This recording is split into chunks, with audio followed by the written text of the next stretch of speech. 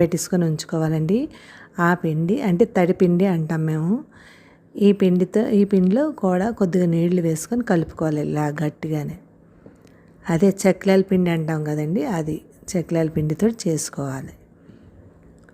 ఇలా నీళ్ళతో కలుపుకొని ఇలా ఉంచుకొని పక్కన ఉంచుకోండి. ఈ లోపల మనకి బెల్లం నీళ్ళు మరిగాయి కదా, ఇందులో మరిగిన దాంట్లో ఈ మనం పిండి కలుపుకున్న నీళ్ళతో కలుపుకున్న పిండి ఇందులో కలిపేసుకోండి.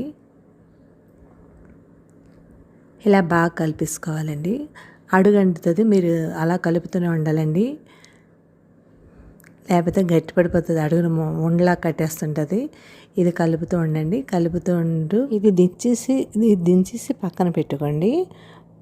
ఇలా పక్కన పెట్టుకొని ఒక ఎనప పెనం పెట్టుకొని దానికి 4 స్పూన్లు నూనె వేసుకోండి.